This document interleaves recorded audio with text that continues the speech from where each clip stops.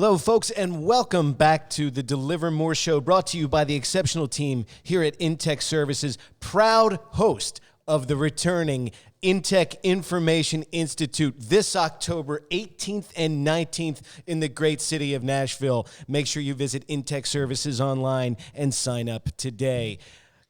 Welcome back to the Deliver More Show. Mike, it's fall, it's back to school, and school is in session today. It is in session, and I'm getting ready to school people today on a topic that we get a lot of questions about. This is an interesting one. Welcome, Wolf. It's the fall, and what we're talking about today is making its fall and first debut here on the Deliver More Show. It is. Yeah, we're focusing on polyurethane today, and it's something we've been dabbling with for a little while, but we really wanted to do a dedicated segment on it, so looking forward to it. So as somebody who's a lifelong learner, I'm really in to this particular episode, really into learning, and I understand that we have a rather sticky situation today as we're talking release coatings for polyurethane.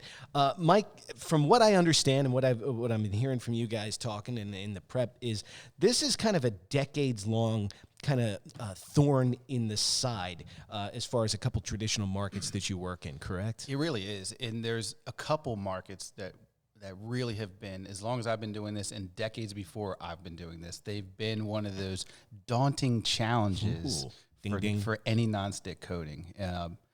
One is sweet goods, and when we say sweet goods, we're talking about high sugar content, so things over 50% sugar. Mm-hmm. So any of the crap you see in a gas station, that's like cupcakes and all this stuff, all falls under what that. I'm talking about. Okay.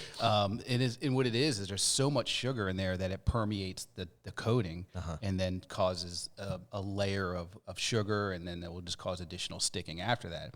The second market, polyurethane, also fits into that category of just a long time nemesis of coatings, and it has the same sort of characteristics where in polyurethane there's isocyanates, and that permeates the coating, and that will cause a premature sticking and then ultimately failure of the non-stick characteristics. So those two have always been out there. They've always been the things that when we have internal brainstorm sessions about where we can grow and gain more market share, those two opportunities, or those two worlds market segments, have been areas where we've always been like, find a coating for this. And so luckily we have a coating that works really well for polyurethane, and so we are excited to talk about that today as far as what we know about that market and what we've found about how Teflon can work there successfully. Okay, well, outstanding news for our listeners then. So Wolf, take me into it. So what kind of what types of markets or applications use this particular foam we're talking about today? For sure.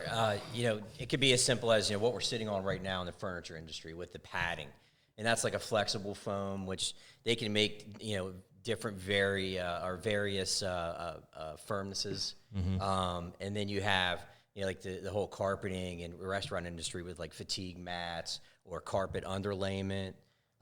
We have shoe molds.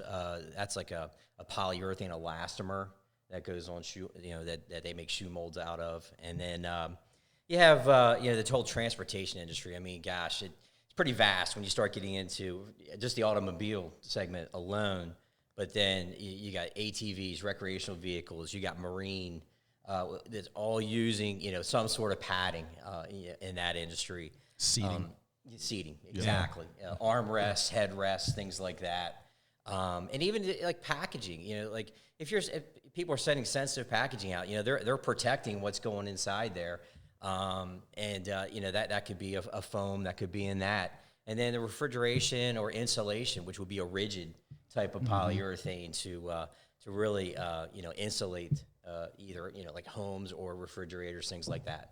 So I mean, it's a pretty vast industry for sure. Yeah, it is. And like the one solution that we've commonly run into that people are using is the spray release agents, which is either manual or robotically sprayed, and they have to keep repeating that over and over and over again. So, and that's what we're going after. Teflon would be a dry release, not a wet release type of solution.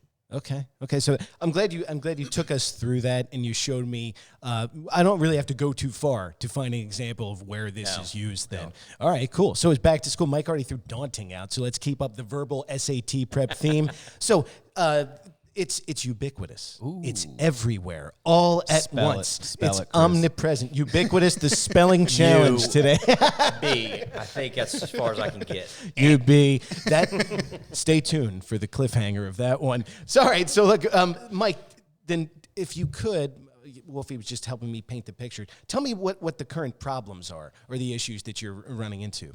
You know, Chris talked about manual or automated spray of release agent onto the molds that are forming all these foam components. And that's where the problem starts, is because you're taking a release agent, and in this case, it's typically a one and done. So it's a temporary sacrificial release agent that has to go on between every cycle of the foam forming process. That's a tongue twister. It really is. Nice job. Didn't know I'd get through that. But so what happens a lot of times is molds have complex geometry. So it's really difficult to get temporary release agent 100% into every corner, nook, cranny of a mold. I imagine. Even a simple mold sometimes leads to either overspray or underspray of the release agent onto that part. So the difficulty starts there, in that it's hard to get the release agent with perfect coverage on there. Okay. Because if you get too little on there, obviously there's going to be a greater chance for sticking. If you get too much release agent on the part, you run into a situation where you're going to change the final, say, texture of the foam part. So think of headphones that we're wearing now. Yeah. This is polyurethane foam that's sitting on your ear.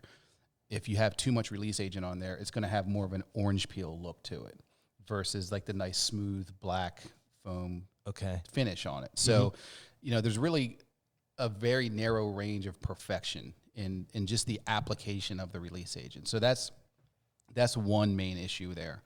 If I can interject real quick too, like if you think about like a high volume type of environment, that spray's got to be quick because they're going so fast they don't have time to spray and look at it, make sure it's okay. Yeah, take a walk. Whereas Teflon, if you're applying a Teflon coating, I mean, you're taking your time, you're doing it right. You're and there's even a quality review before you're even sending that part out. So, I would think our coating is going to be definitely more comprehensive in coverage and things like that than somebody who's got like 5 seconds to spray another coat on. Yeah, that's a great point. I've been in tons of plants where, especially if it's manual spray, there's a person standing there and just like, tss, tss, tss, and then looking around the plant, doing everything else, spray another one that comes up. So it's not a science. We'll put it that way. So if I do too much, I get the orange peel. Right. Too little, you get sticking. I get sticking. Okay, good, very good. And then sticking causes when you go to release the coated foam or the cured foam from the mold, now it will stick into it. Now you have a damaged part that comes out of that mold. So, it's tricky. It's the lesser of two evils, and neither is acceptable on a quality standpoint. Gotcha. A big deal that really first got us into this market was there's sticking, obviously, of that sort of stuff that people can deal with through the release agent. They'll limp through it. One of the real issues that first got us into this market was actually cleaning these molds, because the process to clean a mold is something that has to happen every day on an assembly line, because even with the temporary release agent, you're still going to get a little bit of buildup with every cycle. So after 20, 40, 50 cycles, you've got a pretty substantial amount of buildup on there. That's, again, reducing the product quality and increasing the chance for sticking and subsequent failures, of the part. So the cleaning is something that's super tricky, very labor intensive. It comes to some people were chipping at it, trying to chip that stuff away. And the danger there is that, you're chiseling it away. You potentially are going to change the geometry of the mold itself. And now it's supposed to be a nice, perfect surface, has a big dig in it. So you can't have that. Is that just out of frustration? The guy's just like, God, I'm just going to hit it. It's brutal. I mean, it's sticky. It's nasty. It's hard. It is not fun at all watching it. I mean, I would watch people do it, and I'm like, oh, my God, get me out of here. $10,000 mold. The other option that I see more widely used is people that utilize dry ice, a dry ice grit blast type thing. So they're blasting with dry ice. They have a place where at some point in the day they're pulling those molds off one at a time, dry ice blasting it for 20 or 30 minutes. And dry ice is nice because it won't damage the geometry of the part. So it will remove the polyurethane buildup without damaging the integrity of the mold or the geometry of the mold. So it's a nice option. It's expensive. I was going to ask. And you're constantly buying, dry ice. And I guess if you're using that much, they're probably creating it themselves. Yeah.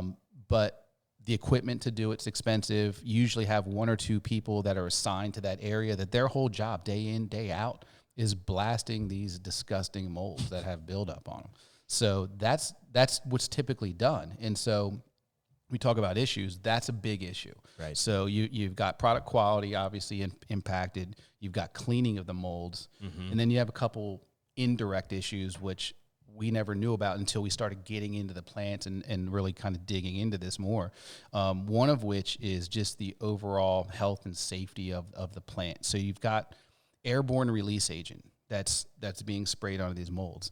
It goes everywhere.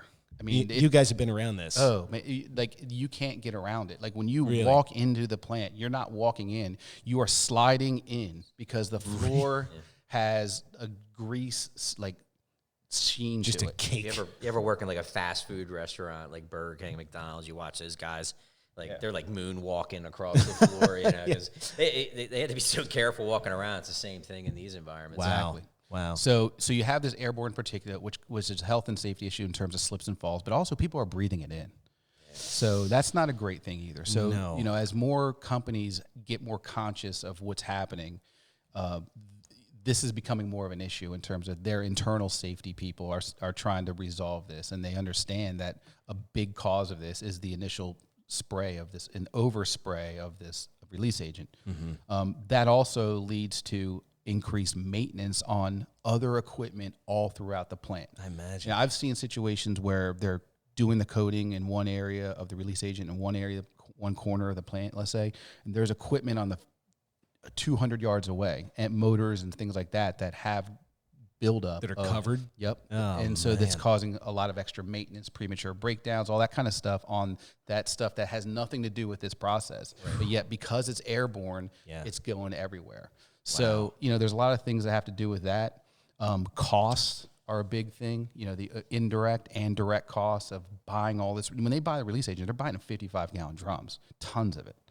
So, one person that's not rooting for Teflon to work here is the people that sell release agent. But cost of release agent, the cost of the waste, to get rid of all the damaged parts, to either have to fix those parts or to have to, scrap them. There's a cost associated with that. Sure. Cleaning the tooling I talked about, that cost. One example I had, and I have some real numbers here from somebody we were working with that was doing seat molds for automotive seat molds, and they were kicking out like a fair amount of seats every day, right? But they had 4 people per shift doing just repair of torn, damaged seats coming out of those molds. At that point, this is a couple years ago, they're only getting paid $12.50 an hour, which is a problem now. But $12.50 an hour, 40 hours a week, 4 people, that comes down to $2,000 a week or $100,000 a year to just fix foam parts that didn't come out right. The cleaners, the mold cleaners themselves, 2 people per shift, 40 hours a week, $1,000 a week, $50,000 a year. So in total, between just the cleaning, the manpower of cleaning and fixing is $150,000. Wow. So those are real numbers. So there's a lot going on. There's a lot of motivation. If you're a plant manager, they absolutely would love to solve this problem if they could figure out a way to do it reliably and economically, which is where we've been grinding away, no pun intended, for the last few years. That's a rather daunting number if you're a plant manager that we're looking at there, to bring that back, a little call back there. Every time we use the word daunting, Patrick gets a little royalty, doesn't he? I'm going to make that word of the day like on Pee-wee's, but scream real loud when we say daunting. He doesn't even use it in context. He just uses it. Yeah, just throws it out. What do you have tonight, sir? Daunting. Wings. Yeah. Well, if we could, we just heard about some of these issues. Mike walked us through those, and that last one was really eye-opening with the numbers you threw out there. Let's talk some Teflon solutions, Wolf. For sure, and the number one performance quality that you're looking for is release or nonstick. I mean, that's paramount in this industry, and it's what they need. And we have a couple products that that have been used that we're recommending. We have one in particular. It's a high molecular weight version. of one of our coatings, which we've had a lot of success with. And one of the challenges, very daunting, in the industry is the isocyanates that are in the polyurethane tend to, over time, can attack or attach themselves to the Teflon or permeate through. And the high molecular weight version seems to perform the best in that type of situation. Like some of our customers have looked at, coatings that we have that are permeation resistant, which, generally speaking, yeah, that's the right thought process, because you are trying to attack that one problem, which is that permeation of the isocyanate. But we've found that this product that we have now seems to work better, and you can apply it to multiple coats. And we've been working with a lot of customers with this product in this industry. And then of course, again, even outside of polyurethane, if we're just talking about food or something like that, we're using Teflon coating, you still do have to maintain. I mean, the maintenance thing doesn't go away. And we've had customers say like, hey, we've maintained waffle plates consistently on a weekly basis and been able to extend life like 3 weeks, 4 weeks, et cetera, where they weren't getting any lifespan at all. So that's still at play here too. I mean, you're still going to have to maintain, and there's different ways about going, to clean. It could be as simple as, I hate to say hot soapy water, but like there's acetone, there's different cleaners that you have that you can clean molds with, but it's just being consistent with it. And it's hard for us to put a number on how frequently you need to do it, because every business is different. They have different cycle times, the frequency that they're coating, or that they're molding parts. Some may take 15 seconds, others might take 2 minutes. But so that's something that we'd have to get a feel from the end user as to how often are the parts running 24/7, or are they just running one shift. Well, so the specific formulation of polyurethane impacts that absolutely. As well. That's a huge driver in how often the cleaning needs to take place. So, it's a little bit hard, but what we're saying is you still are going to have to maintain it, just not as frequently as, the maintenance that they do today, which is constant. Right. I'm glad you brought that up, Chris, in terms of with anything, you should be maintaining it and keeping that mold clean, because that ultimately impacts product quality and life cycle of the Teflon coating. And by no means in any situation are we saying that the Teflon is going to be permanent as a coating solution, but it's going to be one heck of a lot longer than what they're doing now, which is a matter of cycles. Mm-hmm. So, that's where you have to weigh it out. It's going to be the cost benefit of coating that mold one time and the cost of doing that coating and then recoating it X amount of months later versus not using release agent, not cleaning, not having quality issues, all that. And when people typically walk through that calculation, Teflon comes out on top every time. Wow. And we were looking at some of the release agents that are out there, and there's customers that are promoting or manufacturers that have PTFE in their release agent. Well, I can tell you that the percentage of PTFE that's in that is not very high. It's a pretty low, load of PTFE. Why don't you just go with a fluoropolymer that's a full load?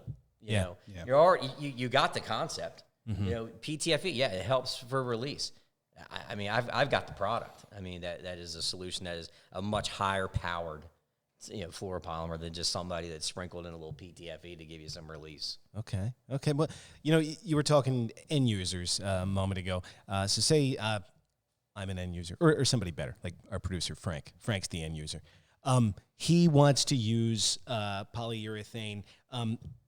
Mike, are there any red flags or kind of compelling things we need to consider at that, before we use?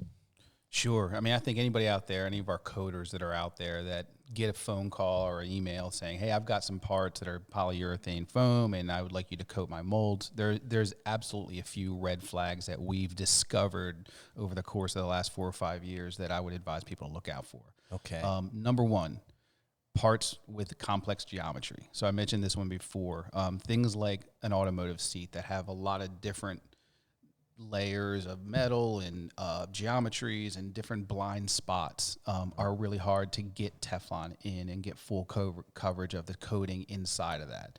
A lot of times those complex geometries also have things like vacuum ports and seals and all kinds of stuff like that have to have special consideration.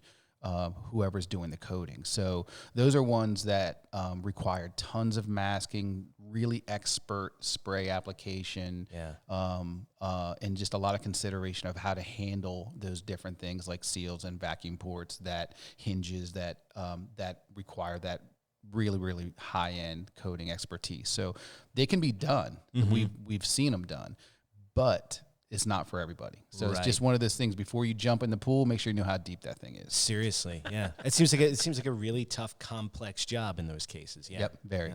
Yeah, that testing thing is big too. You know, that just being able to control that situation is again, it starts to conflict the message. You know, once that stuff's on my Teflon coated mold, now you're not testing Teflon anymore. So, you know, that goes out the window at that point. You know, so we've had some people that are like, hey, we Teflon coated it, but then we still use release agent. It makes it a heck of a lot easier to clean the mold.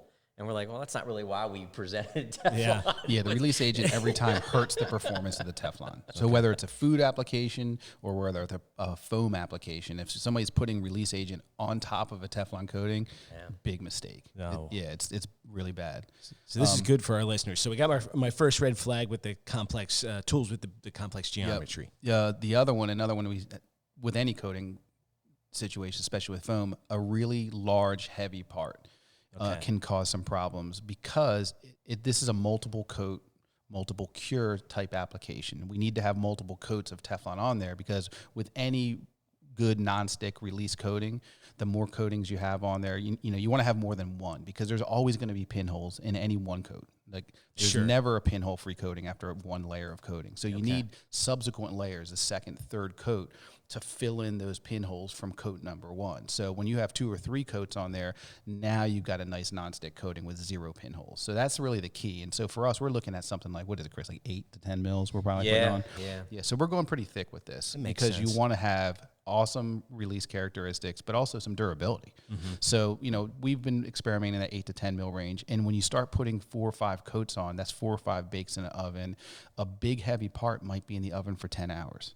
When people are really curing this correctly, like with thermocouples, it might take that part 5 or 6 hours to get up to temperature. And then it has to sit for a period of time and then come out and cool off before you can put the second coating on. So what ends up happening there is the cost of coating that part gets driven up because you've got a ton of labor, you've got a ton of time in the oven, which is energy. Some people don't like have long bake cycles in the ovens because now they can't coat other parts. They're used to having 4 or 5 jobs going in and out of their oven a day. Now, if you're coating one big heavy part, that thing's going to eat up your oven for 12 hours. So now you can't do anything else in that oven. So, so what ends up happening is people have to price the coated mold much higher than they really would, than we would hope. Sure. So now that value proposition that I talked about earlier, it doesn't look quite as attractive anymore because now the coated mold is much more expensive, and the cost benefit of switching over from temporary release to Teflon doesn't look quite as attractive because the coating cost is so high. Wow. So that's kind of a long answer. I hope it's like kind of a rabbit. That was a good long answer. Very thorough. Last one I want to talk about is, there's a couple. One is, typically when we have people do this, they're going to coat a few molds to test. And then they'll see what it can do. And if the tests come out well, now they'll get the whole line coated. That's typically how this happens. If you have a customer that can't monitor the test adequately and accurately, run for cover, because it is never going to come out good. So, and what I mean by that is, Chris talked about, a line of parts that are getting release agent sprayed on, whether it's manually or automated. When those Teflon molds come up in it, you have to have a way to make sure they don't get the release agent on them. And we talked about it before, it's going to make performance go into crapper. So you can't put the release agent on it. We also don't want to have a situation where they get pulled off the line and get dry ice blasted, which may damage the coating and blast part of the coating off. So especially with these foam ones, you have to have end-use customers who are going to take this serious and have skin in the game themselves. That's why we never give samples away for people like this, because if it's a free sample, they're not going to watch it. If they paid for that sample and they paid for that part to get on their line, they're gonna give it a better. They're look. paying attention. Yep. Okay. We've seen that time and time again in every damn industry we work in, where people want something free, they treat it like it's free. So, something like that, having a properly monitored test, huge, critical thing. The other part too, is as it relates to your end user, ideally they're willing to take a look at all the big picture things, like all those other secondary things that come along with having the Teflon solution in their facility, like OSHA compliance, less wastewater, less waste, improved efficiency from these different areas, less people working on nonsense, being more productive and efficient. So all those things all come into play. It's just a matter of whether people have value for those soft savings or indirect savings versus just the direct cost of the Teflon. Right. Yeah. This isn't something I want to flip a coin to make the decision on. I think the most important thing, taking all that information, is calling you guys, getting in touch with you. Well, the beauty of it is when you're talking to these guys, whether they know those costs or not, and because all they can see is like, here we're bringing a new solution, and whoever's doing the coding is going to give them the cost of whatever it's going to cost to do the coding. Have they actually done the work and look back at like how much release agent they're buying, how many people they have dedicated to this process? I don't know. And we'll always ask the question about the testing piece, because we know right off the bat that's like a deal breaker. If they can't control that test, don't even do it. It's not worth it. We're all wasting our time. Yep. So you hit the nail on the head, Nick, in terms of if you have an application, call us. If you have a question or you have a potential opportunity, call us. As you can tell, we've been in a lot of plants. We've had a lot of these conversations. We've seen a lot of these applications in real life, and we love going on the road to see these things in place and to meet with the end users and to help educate them and share some perspective that they may not have. So, we're in this together in terms of, if we can help our customers land that job at a plant in their neighborhood, then great, we both win. Yeah. So that's why we love doing these trips and going out on the road, because, and the other thing too, is usually we walk in a plant, man, it's like going into a candy shop. We'll go in to see that line, but we'll find more stuff on the way to and from that line. I was going to say, if something happens to bring you guys to a customer's plant, you're going to walk in there and say, "Wow, I never saw that before." Yep. Just adding to the knowledge, or adding to your problem solving, but also finding things in their plant they could coat that they didn't know they could coat. Yeah, that's what I love doing. We're definitely educating ourselves too. I mean, it's good for us to see. Yeah, it helps us conceptualize things, because we're a distributor and we're doing sales and things like that. So, we're in our offices, but being out there allows us to really kind of, pull all the information in and get a firm understanding. Helps us down the line. Wow. Sticky situation this month as Polyurethane makes its debut. Good rookie performance, I think, huh? Yeah. It's a strong competitor as a first-time show attendee. It certainly is. Speaking of shows, and you guys just bringing up travel, it's coming up October 18th and 19th. How are the plans going for the return of I3 October in Nashville? They're going well. The notification officially went out yesterday, and we've had it on our site for a week or so now. And we've been talking to people as we got back out on the road, Nick. We've been talking to a lot of people about I3 coming back, because it's been since 2019 since we've had it. Yeah. And parts have changed out there in the industry. There's new players, and we don't really know how many other companies that are in our similar business are doing what we're doing. And we've changed it up a little bit this year. We're really excited about that, with a couple of new class offerings, during the show, which is everybody should be excited about for sure. It's going to be fun. We've got great agenda. We've got some fun nighttime stuff planned. Solid dinner restaurant Megan found for us. So nice. Yeah, it does. It's going to be fun. So I'm excited to see everybody. I'm excited to get back out there with the team and bring these presentations back out in front of the audience. Absolutely. Again, don't call it a comeback. I3 returns to Nashville October 18th and 19th, 2022. Gentlemen, it is the back-to-school edition of the Infuse Show. No. And I thought around the theme of, because it was too cool the way you pulled that mic, where throw that word ubiquitous out and say, oh, look, the foam's right here that we're talking about. The cans right on our ears. Yeah. Sticking with that theme of ubiquitous things, I just had a fun question end the show with. This was thrown around the internet. It was thrown around different radio shows I listened to this past summer. Wolf, let me get this from you first. What are there more of in the world, wheels or doors? Like that pause was good. I'm glad you didn't answer right away. Hey, that's Wheels just or doors? wheels or doors. Is this a trick question, or is there an actual answer? We don't. You know, I could throw it here, or I could let it dangle to see what the listeners think too. I'm gonna say Let it dangle. Yeah, you're gonna let it down. Okay. You can give an I was answer. gonna say no, door- I need an answer I'm just for- gonna say doors. doors. Yeah. I go wheels. All right, we got Wolf on doors. We got Mike on wheels. What will you say, Deliver More listeners? We're going to be hoping to hear from you. Listen, this was a great time, a sticky situation on the Deliver More show this month. Mike, Wolf, thank you so much. Thank you. Thank a lot you. of fun. Really enjoyed it. Thanks for listening, everybody. We're going to see you next time from Delaware. Bye-bye, guys. See ya. Yeah.